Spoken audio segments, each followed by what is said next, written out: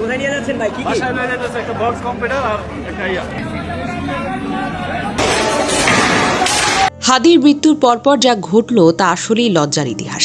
একদিকে একজন মানুষ গুলি খেয়ে শহীদ হয়েছে, আরেকদিকে ঠিক সেই খবর ছড়িয়ে পড়ার পরপর শুরু হলো চুরির উৎসব।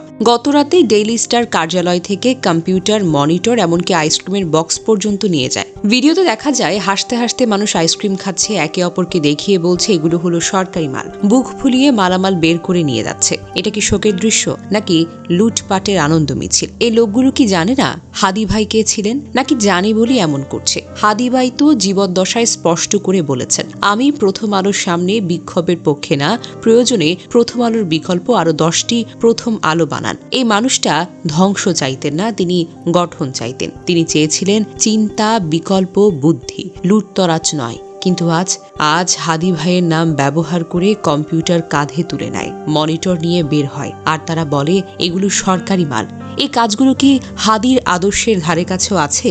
যে মানুষটা সারা জীবন নীতি, বিবেক আর দায়িত্বের কথা বলেছেন, তার মৃত্যুর খবরের পরে যদি কেউ চুরি করে, হাসে বা উৎসব করে, তাহলে স্পষ্ট করে বলি, এরা হাদি ভাইয়ের কেউ না, এরা হাদি ভাইয়ের আদর্শের শত্রু। হাদি ভাই যদি আজ বেঁচে থাকতেন, এই দৃশ্য দেখে সবচাইতে বেশি কষ্টটা তিনিই পেতেন। এই ঘটনাগুলো প্রমাণ করে হাদির মৃত্যুকে কেন্দ্র করে একটি অংশ শোক করেনি, বরং সুযোগ নিয়েছে।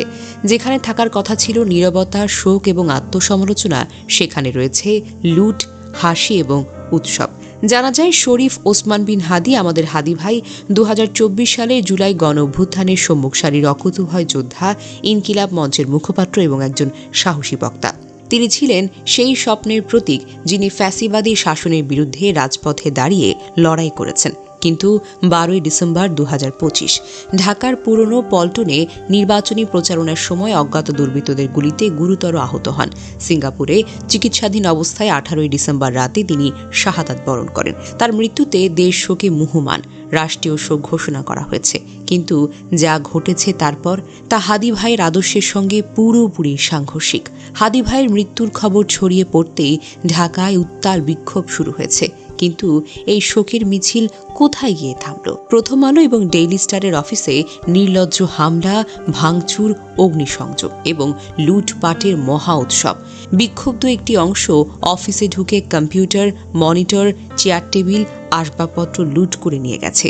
ডেইলি স্টারের অফিসে আগুন লাগিয়ে 25 থেকে 30 জন সাংবাদিককে ছাদে আটকে রাখা হয়েছে।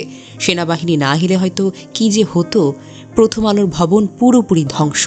এটা কোনো লড়াই হতে পারে? এটা ন্যায়ের লড়াই নয়, এটা সুযোগ সন্ধানী লুটেরারদের তাণ্ডব।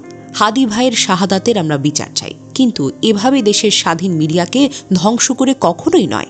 যারা এই ধরনের অপকর্ম করে তাদের চিহ্নিত করে কঠোর শাস্তি দিতে হবে, নয়তো জুলাই অভ্যুত্থানের স্বপ্নই ধ্বংস হয়ে যাবে।